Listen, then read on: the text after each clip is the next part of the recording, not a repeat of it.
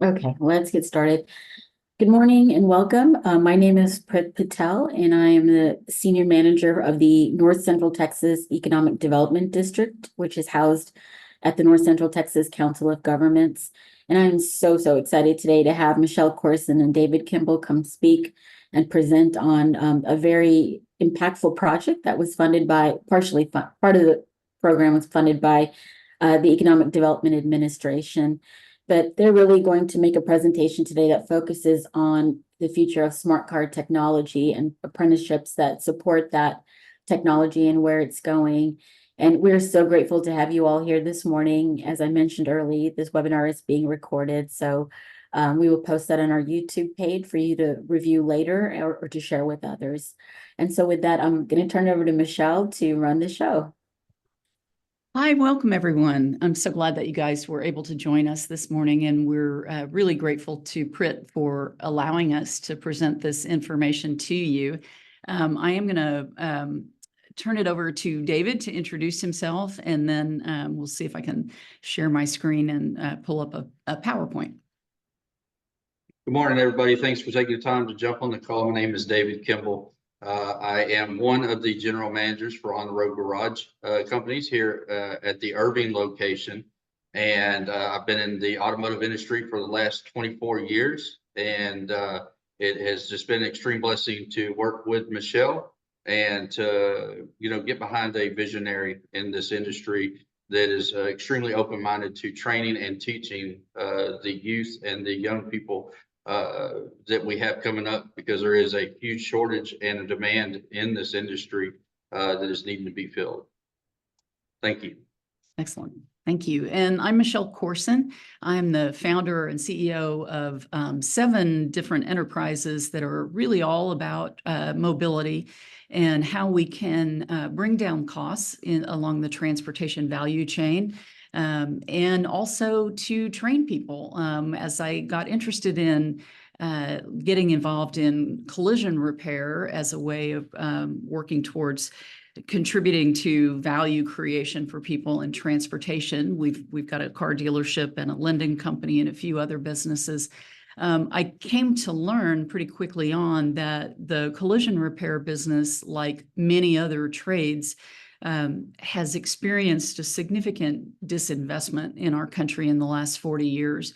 We've told everybody that the only way you can get ahead in life is if you go to college. And that's really not true.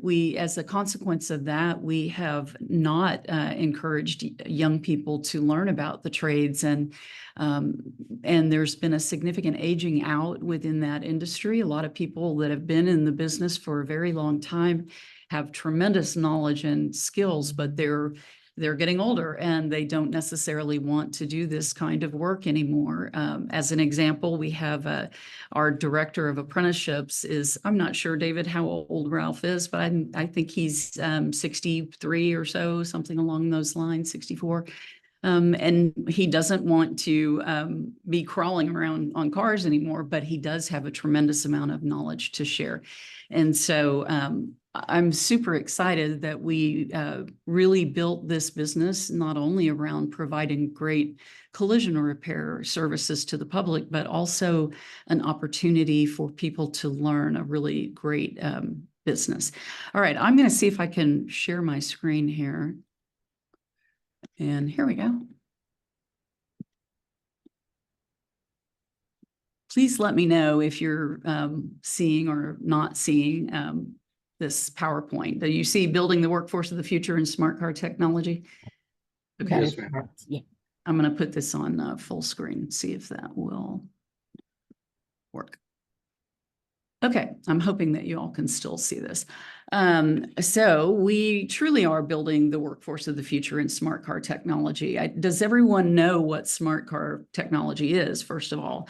There's a movement in transportation around building out a system of the roads and the vehicles that travel on the roads that communicate with each other through telematics and the Internet of Things and all kinds of technological advancements that collectively are referred to as smart car technology. We are working on trying to teach people not only how to how to work on cars, but also how to integrate those cars with their environment. And we will talk a little bit more about that. All right. I changed pages. Did it change page for you? We should be on the tool belt generation. No, ma'am. Okay.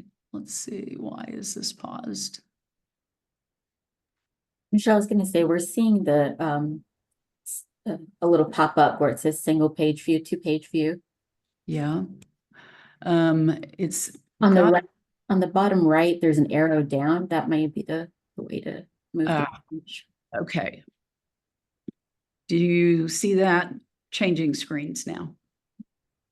It has not changed. How about the arrow on your laptop? Will that work? Let me try to stop share here real quick. It's always fun to do a presentation like this and not be able to manage the technology. Makes us look like real experts here. And if you'd like me to pull up the presentation, I'm happy to do that as well. Yeah, why don't you do that if you wouldn't Okay, mind? let's do that.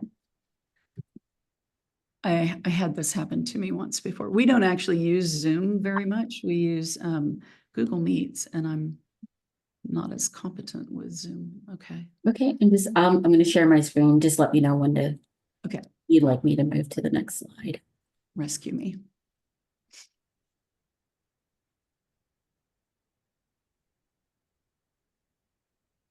Okay, there we go. All right, you can go on to the second page. Okay, so the tool belt generation.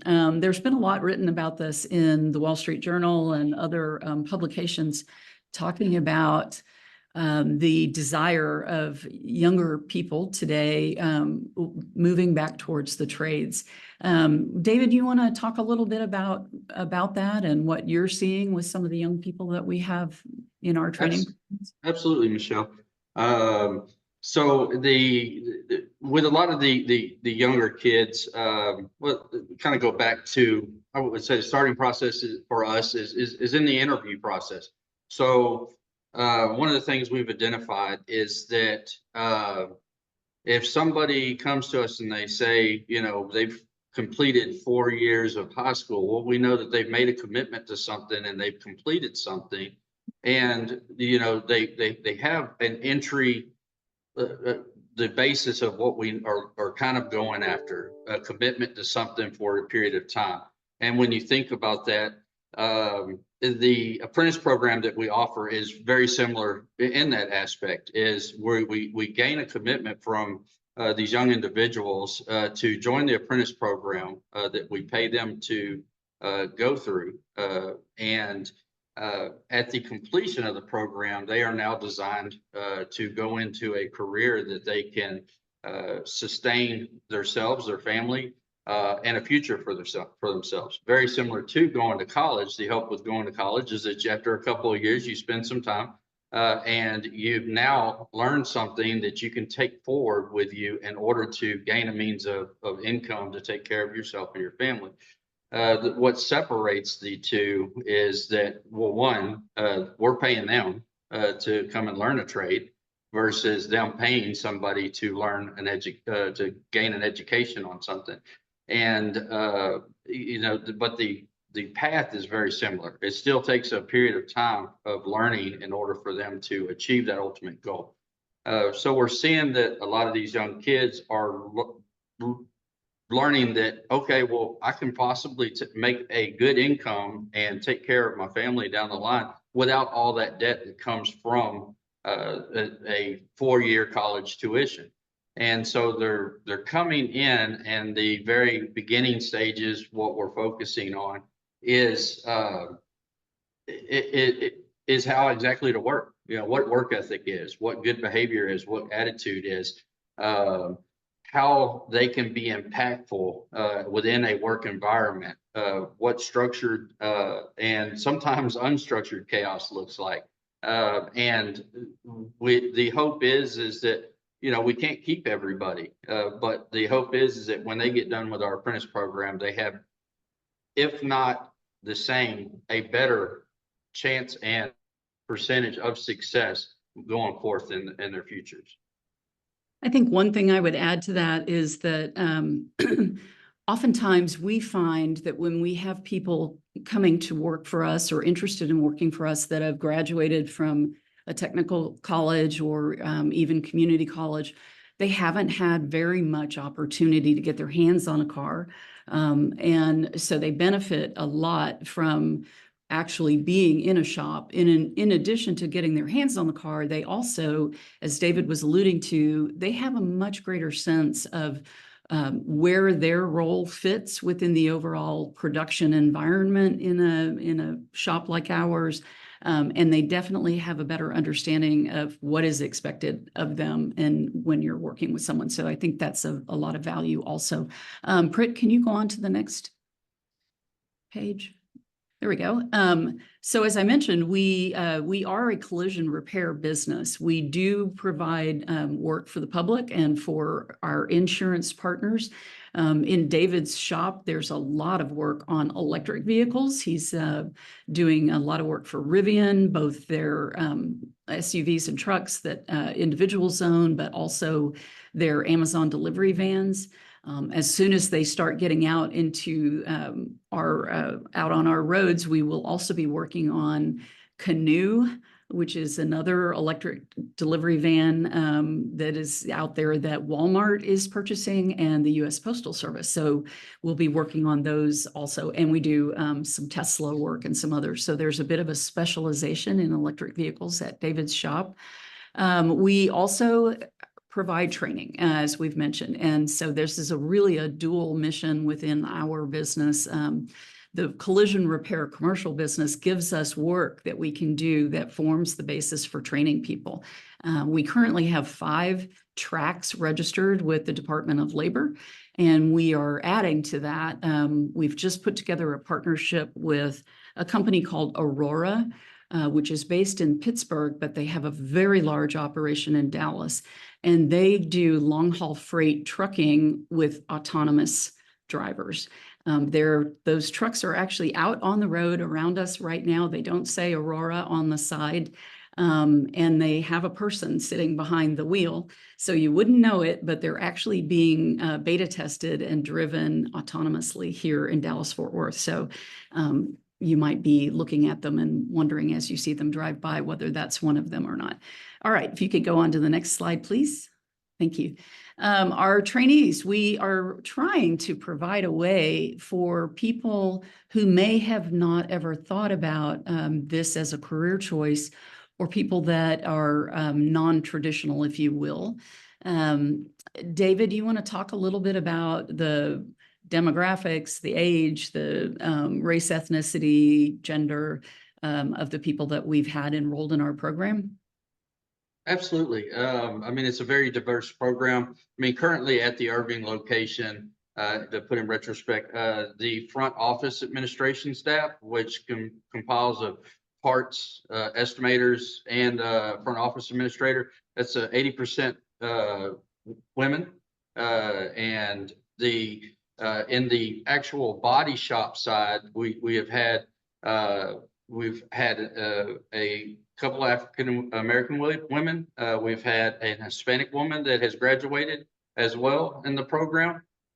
So it's a very, the old days of walking into a shop there was some, old greasy guys that you'd walk in that probably were cussing and yelling, and those days are of past. I mean, as Michelle said, she's probably referring to my generation. But we're getting older, and we are getting out of the industry. Our time has came, and now it's time for us to pass our knowledge on to other people. And it used to be a generation of male dominance inside this industry, and we're seeing that more and more women are coming into the industry and working in some retrospects a lot better than anything I've ever seen, especially when it comes to looking at the curvatures of the vehicles, the color match of the vehicles, and things of that nature. And it's been a really amazing thing to see, and I can't wait to see how it continues to move. Yeah, there are, it's a very visual and tactile kind of work, and women tend to be very good at that. And we also find a lot of our apprentices, there's far more interest in it than we have capacity to serve right now. But a lot of times they come to us through agencies, nonprofits or social service agencies that are partners with one of our related entities, On the Road Lending. We're very excited that we have a partnership with Genesis Women's Shelter, and we've had 2 women recently in the past year that have come to us through that source. And I think for women who have been involved in domestic violence to see that they can work in a male-dominated industry alongside men, learn to trust again that they are not going to be harmed, is really kind of a remarkable thing that I hope we get to replicate in many markets all across the country. Can you change slides, please?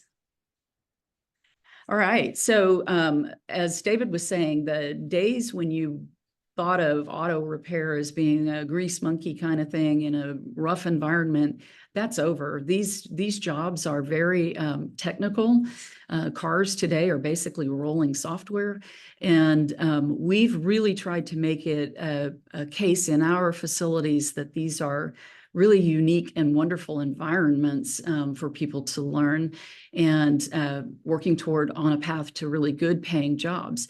At the bottom of this pyramid, our apprentices typically start at about $18 an hour, and a reasonable wage, but they also get full benefits.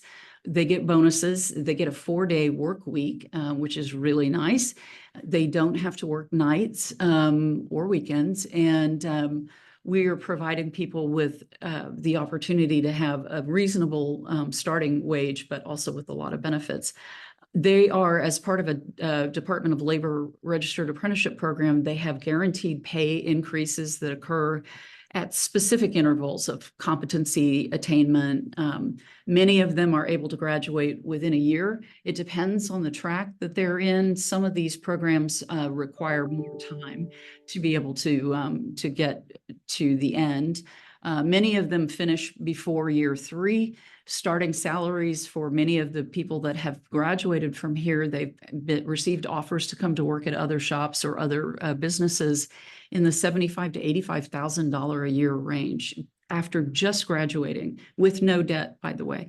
And then at the end, some of these tracks, like being a body tech, requires a bit of time beyond their training for them to really get to a higher level of competency, but they can make $150,000 a year without a 4-year degree. So these are not just living wages, these are life-changing wages, I think. Prit, can we go on to the next? Thank you. I mentioned a little bit about some of the high-tech stuff that we're doing. Part of being in the realm of smart car technology is what are the paths that could become the future? Electric vehicles is one. We talked about what we're doing there. And then autonomous vehicles, we talked about that as well. We don't have those in yet, mainly because there isn't anything in the passenger vehicle space yet that's really autonomous. Tesla's got their Tesla Drive that's a little bit on that pathway, but there's also a space in between, which is advanced driver assistance systems calibration. David, would you mind telling everybody a little bit about that? Yeah, so the vehicles, I mean, if you kind of go back in time, they've always evolved to make vehicles safer. The ABS braking was probably one of the first advanced driver assistance systems. And it evolved from there to park sensors, then to reverse cameras that became standard in vehicles.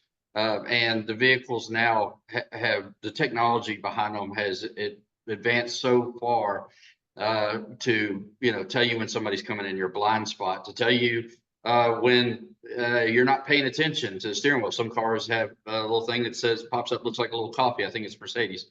It tells you, hey, you're not paying attention to the wheel. And as far as the even emergency braking assistance systems to not necessarily stop the vehicle before an impact, but lessen the blow so that the overall safety of the passengers in the vehicle is maintained. And so as the vehicles continue to grow and the technology that goes into them, it requires additional training, additional learning from the staff. Because the worst thing that I can think of as a general manager of a shop was that I repair the vehicle, somebody gets back in it, and because I don't do my due diligence, the vehicle then gets in another collision because I didn't safely fix the vehicle. So it's very, very important that not only myself, but all of my team members understand and know how this technology works within these vehicles. Yes, so part of what is involved in all of the advanced driver assistance systems is a lot of cameras and sensors that are on the car. Many of those components are on the external portion around in the bumper cover and places that are very vulnerable to accidents or dirt and grime. And those things have to be recalibrated after anytime there's been even a minor accident. And that requires a lot of precision, and it requires attention to detail, and frankly, it requires a lot of equipment and a lot of real estate too. So many shops that are out there don't have either the expertise or the equipment or the physical space that they need to be able to do those calibrations. So it's kind of a specialization. And we're really excited that that is something that we've been doing a lot of, and I think it's very important.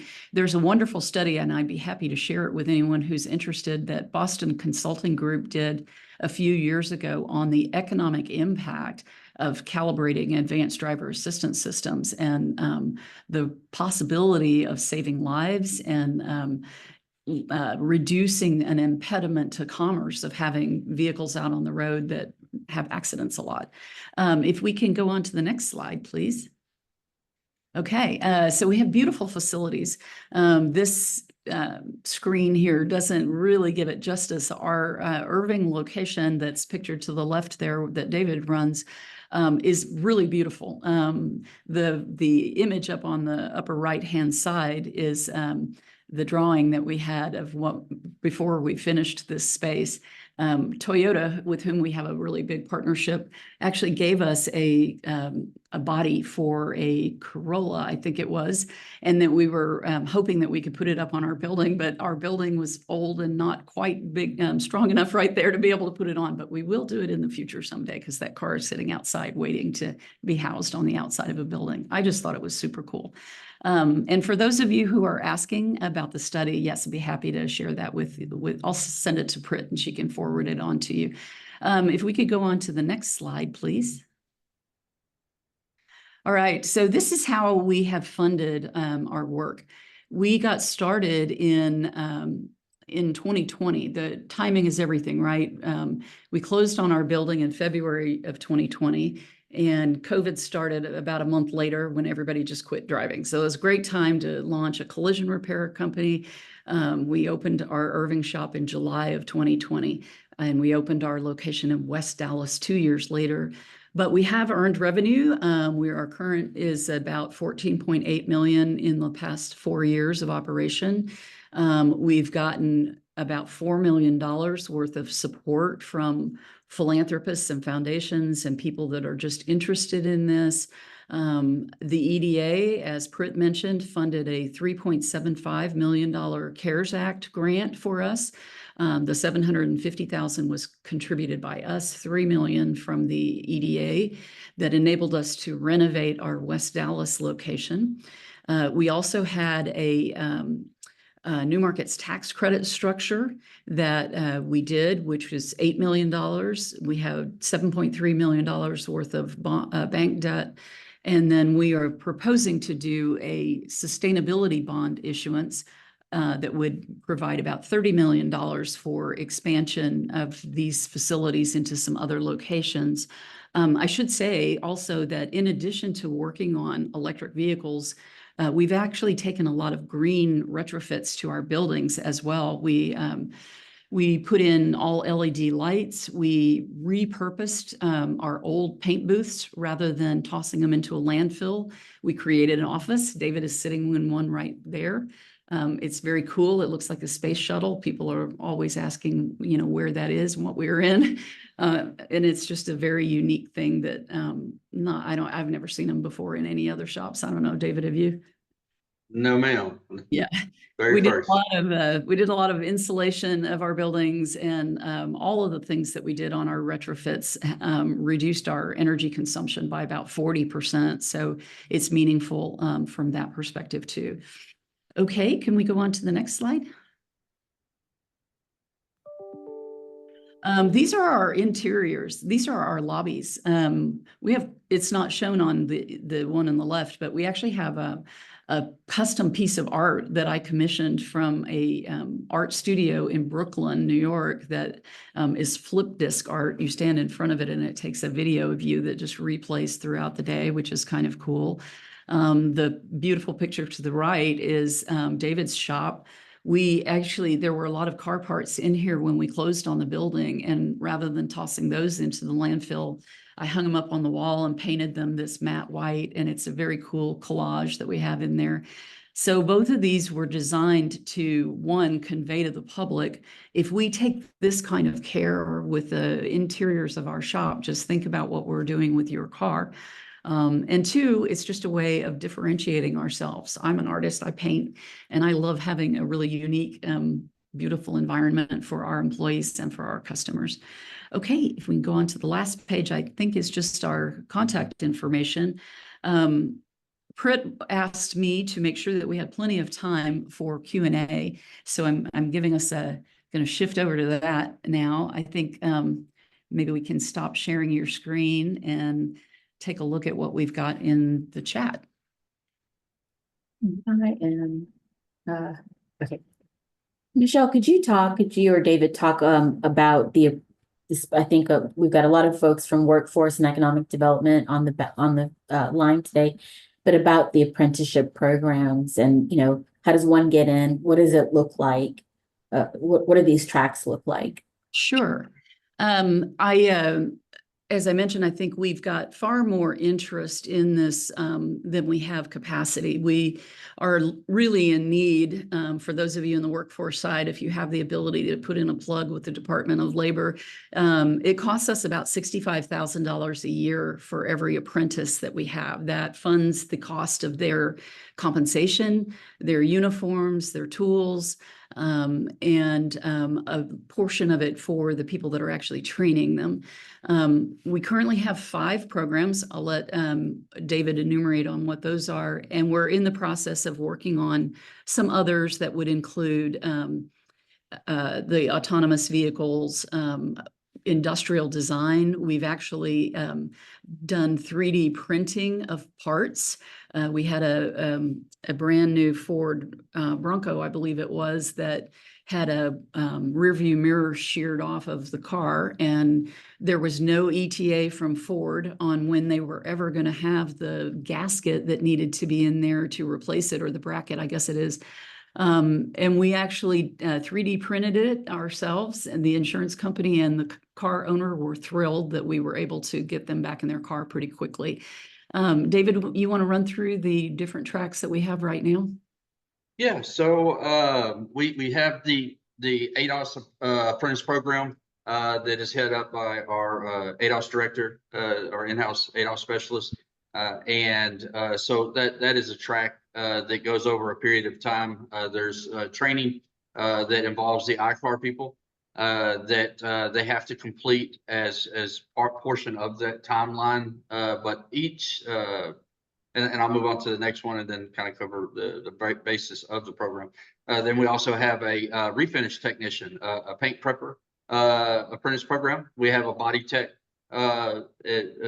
apprentice program, and then we have parts department, a parts personnel, and we have an estimator apprentice program.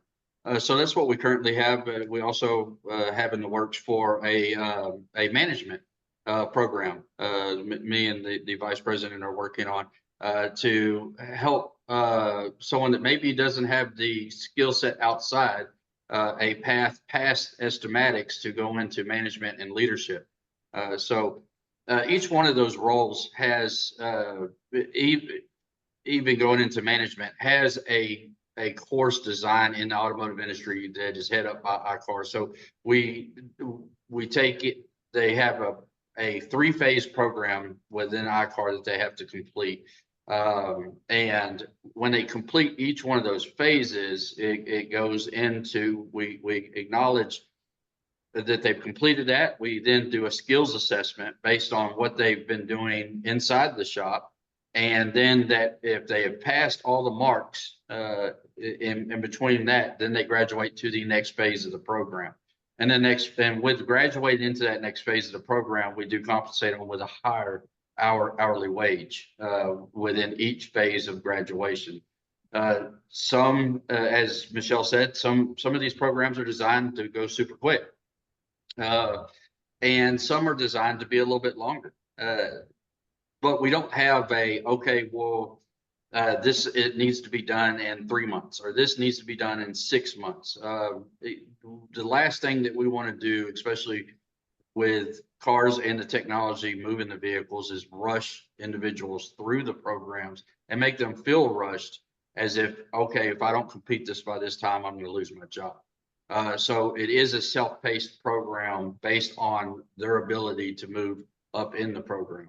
But that also sometimes, as I jokingly, becomes a difficult conversation when I have someone that has struggles getting to work on time and doesn't understand why they got past phase one. They got past phase one, but it is self-paced. Right. And we also give people the flexibility of trying out different things. So if they start out on a body tech path and then decide they want to learn how to paint, we welcome that, and we allow them to switch and explore different things. Some people do move quickly and some people take a little bit longer, as David said, so we don't want people to feel rushed. We've also had some people that have graduated from their apprenticeship program that still want to learn about other parts of the business and have said, I'd like to do a follow-on one. So we encourage that also. I do see something on, or think I saw something on one of the questions in the chat. And Mercedes had a question. Mercedes, I'm just going to unmute you. So if you'd like to post your question. Yeah, my question is specific to high school students. You said you like to see a lot of them coming out and going into these types of apprenticeship programs. Is there anything that you like to see from the high schools in terms of sort of their education and training and the programs they have in the ISD level that helps a smoother transition, that helps them come into the apprentice program a little bit more prepared?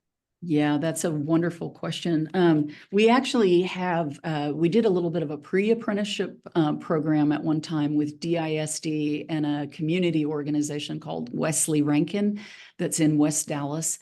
And we had a number of students that went through that. And one of them who graduated from high school ended up coming to work as an apprentice here and is now graduated. He was working at McDonald's before, and now he's a body tech and on the path to make a very good living. I think what I would say, and David may have some other thoughts, is I'd like to see as many of the high schools begin offering VOTEC classes again, encourage awareness of the trades and looking at what things are out there that might be of interest to people. We are in the process of putting together a larger partnership with Dallas Independent School District. They've got several career institutes, they call them, of high schools that are focused on trades, and we're excited about that. David, do you have thoughts on that too? Yeah, that definitely should bring back the trades back into the schools. The group that with our Irving ISD, Rotary, they have one of those career development institutes, and we were able to donate some equipment to them, some welding downdraft tables, so that fumes weren't going into the air at that location. And they were able to give us a walkthrough and kind of what they were doing. And it was a breath of fresh air to see that they had a paint booth in there, that they were, teaching young individuals how to paint cars. They had a plastic welder there where they were teaching young kids how to deal with plastic welding. So getting them introduced early is what we need to see versus coming and then getting a crash course right off the bat with us.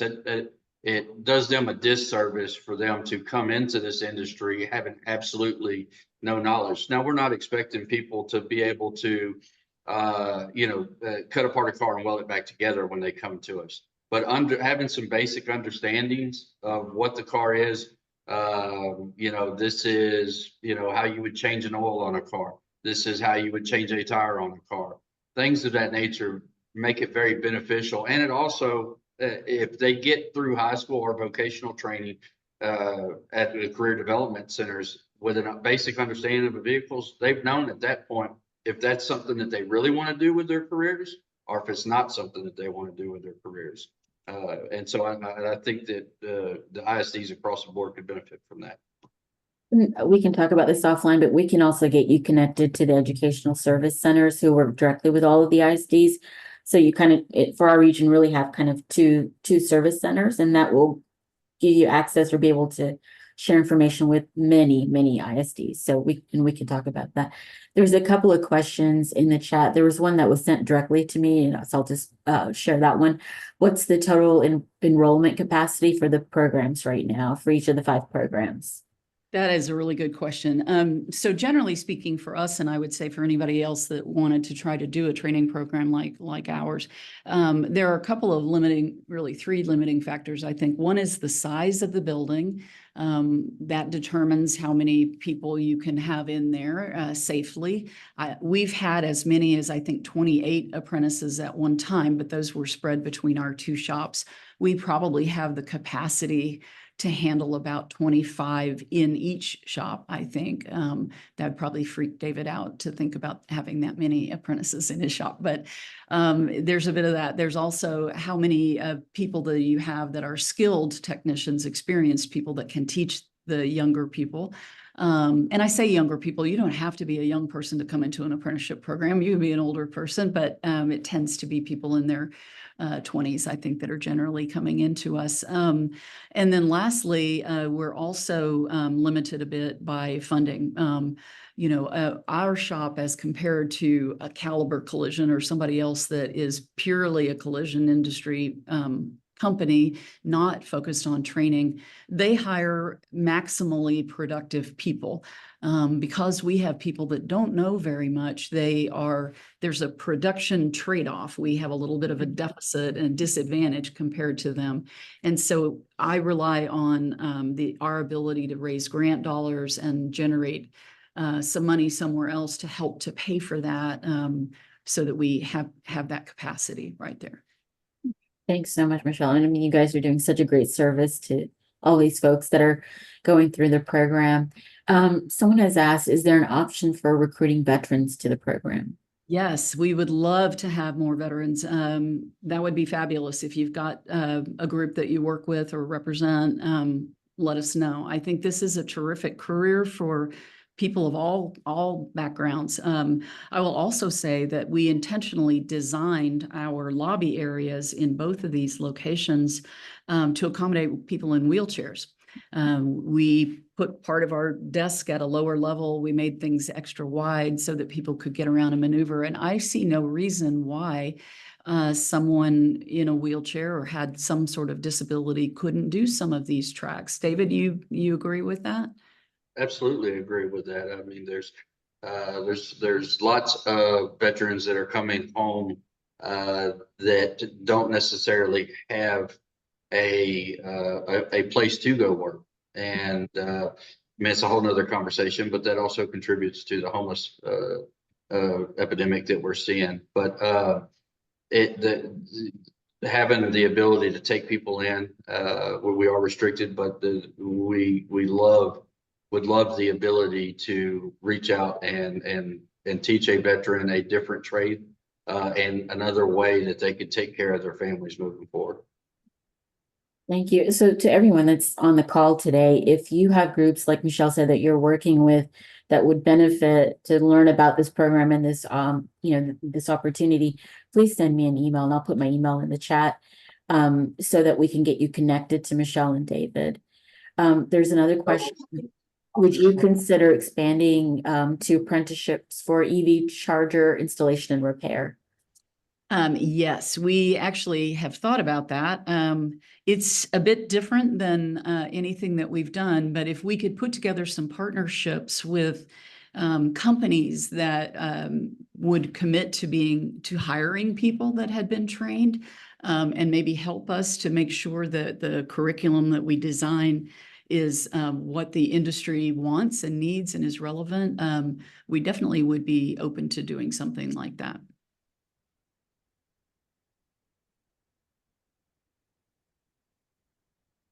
See any other questions in the chat? If anyone has any additional questions, please feel free to post them in the chat, and I will share those with Michelle and David. And, you know, as I've mentioned in the chat, we will certainly share the study, the PowerPoint presentation, and questions, some of the other questions that were posted in the chat with everyone. Could you talk more about the partnership with Capital One and Genesis? And I know that's such an exciting story and such a great story. Yes, yes, thank you for that. Capital One's been an amazing partner of ours for quite a long time. They've supported our on-the-road lending. They've allowed us to testify and be an advocate for the people that we serve and represent. They came to us a while back and asked how they could get involved and support the work that we were doing with On the Road Garage. And we mentioned that we really wanted to have some women coming out of domestic violence in the garage, and they funded, made a grant to us to support the two women that are going through the program now. It's a really exciting thing on a lot of levels to have apprentices like that. And one thing that happened, I'll just share anecdotally of interest, one of the women thought that her abuser had found her. And I do ask that anybody keep that confidential, that we actually have some women there. It was published in Dallas Innovates, but we do want to make sure we protect these women. One of them thought that her abuser had found her at our Dallas location, and somebody had sent a text saying that they were in our parking lot and they were looking at her car, and it really scared her. And she shared with all the men that worked in the garage that she was concerned about this. And I was so impressed. Every one of the guys in there just rallied around her. They were like, post that guy's picture up on the wall, and if we see him coming, we're going to make sure that you're okay. It was really quite a wonderful thing. We would love more banks or foundations or just interested parties to help us raise more money so that we can continue to fund as many apprentices as possible. I think that Capital One will do more, but it was really a wonderful thing for them to step up on that. Yeah. You just out of my own curiosity, is this a program that school districts or folks in the region you think are aware of, and how do we help folks learn more about what you're doing outside of just this webinar? I think that it would be great to have people spread the word. David and I are happy to do a presentation for anyone. DISD is now aware of what we're doing, and Irving ISD obviously is. But I think that it would be great for us to have more partnerships and be able to encourage young people from when they graduate from high school to consider the trades and consider coming to work with us. This is an exciting career. I think a lot of kids now are very technologically oriented. You know, they've grown up with more technology than us older people have. And for them to be aware of the kinds of things that they can be doing in here in this space, I think is powerful. David, do you have other thoughts on how they might be able to partner with us and engage more?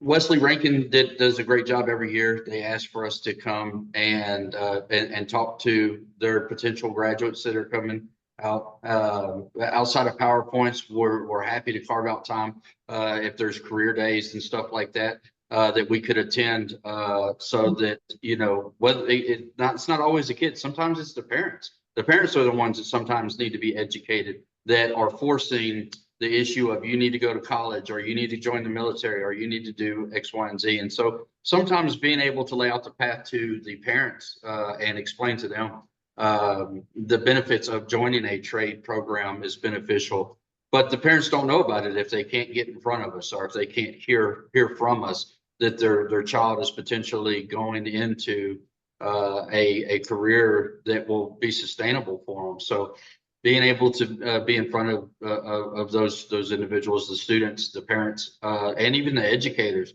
The educators may not even know that there's a path out there outside of a military or a college. I mean, I know when I was in school, those were the two options. You know, that's what showed up on graduation day was colleges and the other branches of the military to get you signed up. So allowing us to be involved with your schools definitely would help us out as well. If I can follow Yeah. on to that real quick, just one additional thought. One of the goals that we have with this program is to teach people that trades are not less than. I hear this a lot where they're like, oh, well, this, for those kids that aren't college material, it's not an inferior path. Want people to understand that this is every bit as valuable a path. It's not a less than thing. And so we really hope that we can encourage a different thinking about this. These are good paying careers. They're very technologically advanced. So that it's not a less than. Yeah, we've got some great questions and comments in the chat. So there's certainly a couple of questions around, you know, how many locations do you have and what is the goal of the location? We have 2 currently, one in West Dallas and one in Irving. I would like to have 20 in North Texas and, 200 across the country. As far as the buildings are concerned, if you're asking specifically, the buildings are about 20,000 square feet. We generally want to have about that much. We want to be on a minimum of 2 acres of land, ideally 3, 4, 5. We need that. We need cities to be very permissive in their industrial zoning. We have paint booths in our facilities, and that's a requirement, but they're not emitting, they're not dirty.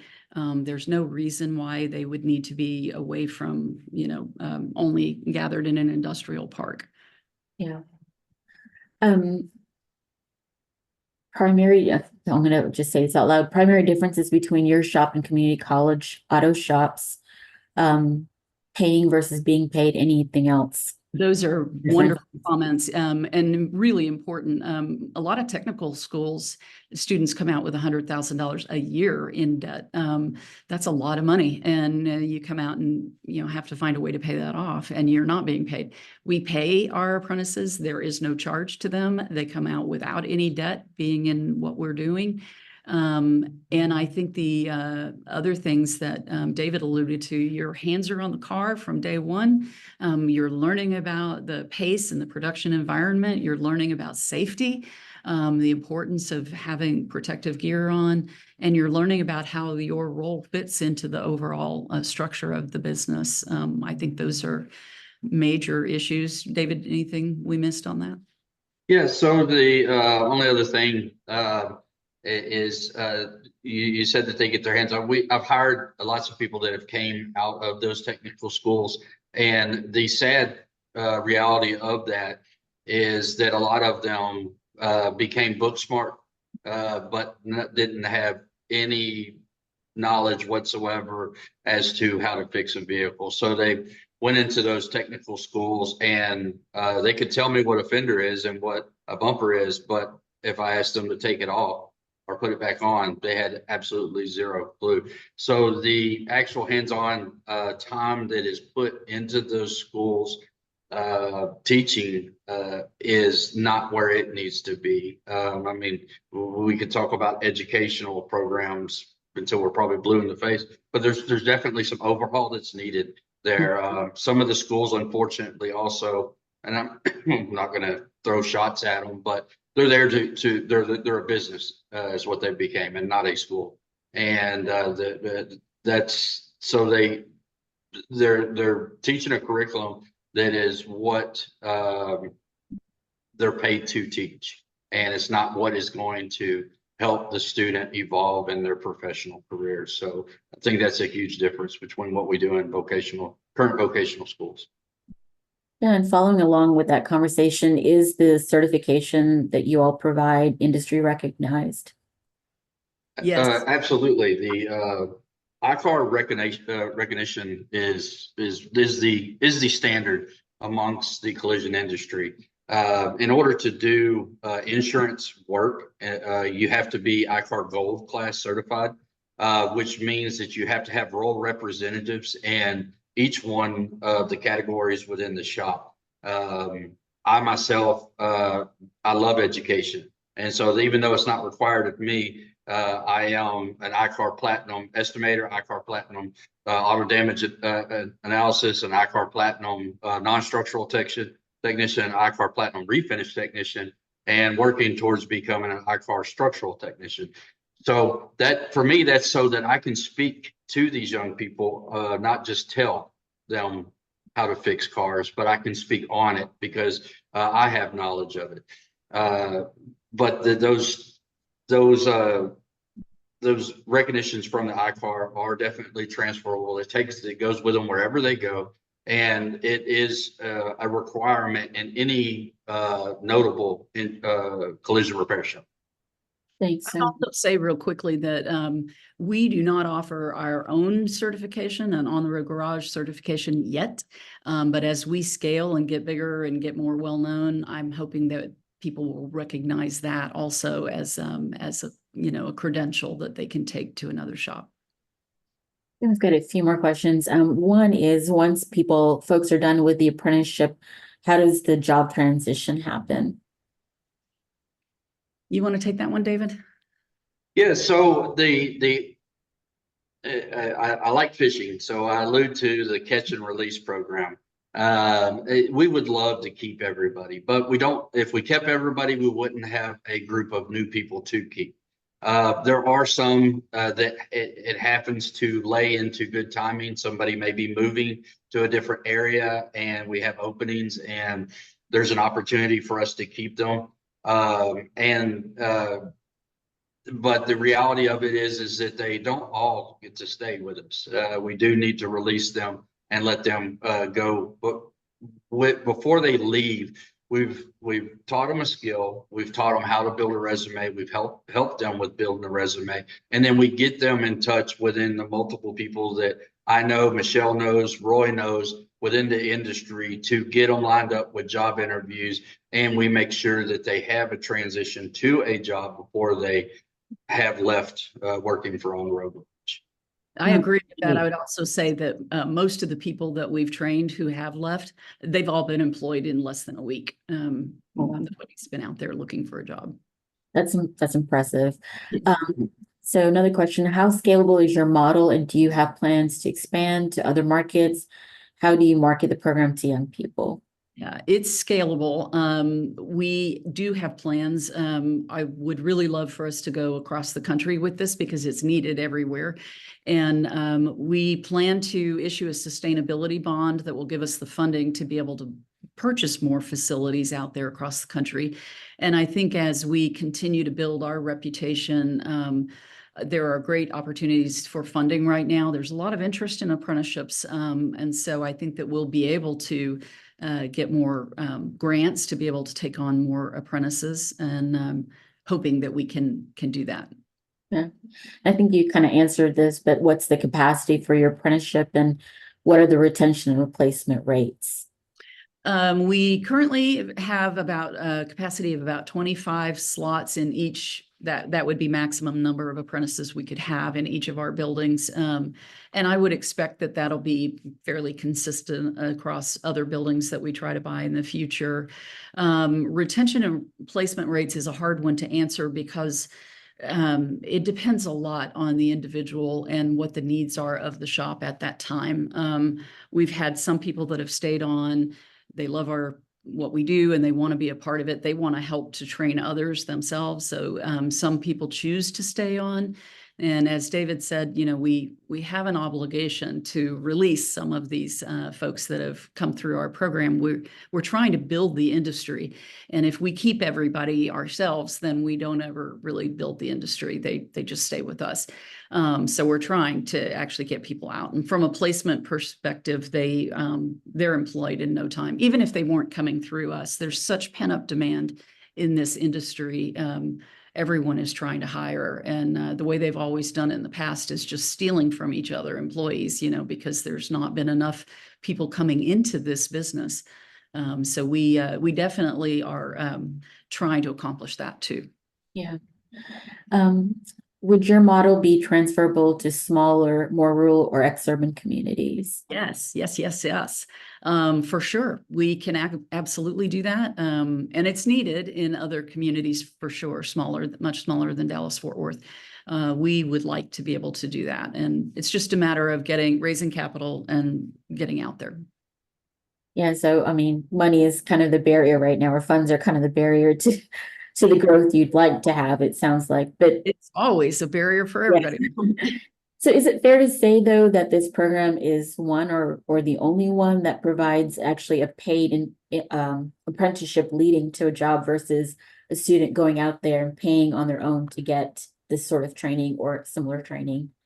I'm not aware of any other business out there that's doing exactly what we're doing. Within the industry, I know that a lot of collision repair businesses have tried to do this over the years, and oftentimes they end up going away from it because it isn't profitable for them.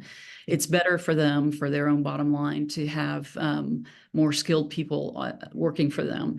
But it's our mission is building the business, building the industry, and training people.